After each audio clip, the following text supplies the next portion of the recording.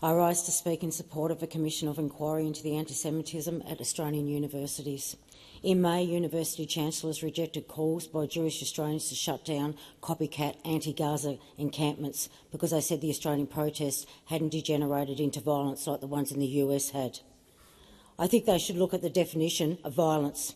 I've been told by Jewish Australians working in our universities that their workplace, their universities, do not feel safe. Many have already resigned and others are considering doing so.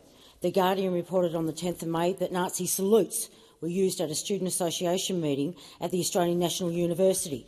At the Queensland University, a 23-year-old woman broke into a Jewish academic's office and urinated on the floor.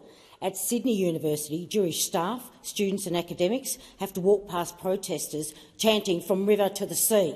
According to the Age newspaper, the pro-Palestinian encampment at Sydney University has been infiltrated by a group that has been declared a terrorist organisation by the UK, Canada and many Muslim countries. This group, Stand for Palestine, works in coalition with other Palestinian groups who often aren't aware of their extremist connections. Stand for Palestine was set up by Hizb ut-Tahrir. 20 years ago, New South Wales Police Counter-Terrorism had a list of organisations they considered to be terrorist organisations. And guess who was on that list? You betcha, Hizb ut-Tahrir. This group's stated aim is to establish an Islamic caliphate and call on Muslims living in Western countries like this one to, and I quote, come out of their illusion of their cosy relationship with the West and embrace the struggle of Islam versus non-believers, end quote. 20 years ago, our counter-terrorism experts were watching this group. 20 years later, this is not only still operating, but they are infiltrating into these protest groups on our streets and in our universities, spreading their extremist filth and whipping up hatred. In just a few months, this front organisation, Stand for Palestine, has gained thousands of followers and has stepped up its presence in our mosques and are radicalising our youth.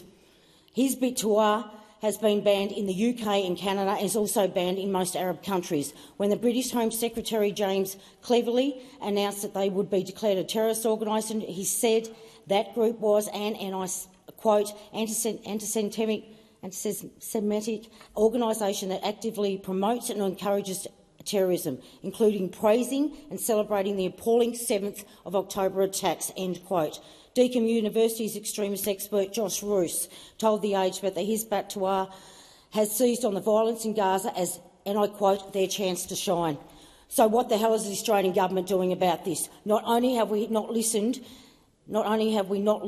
them as declared terrorist organisation, a charity directed by one of their founders has been approved and granted charitable status.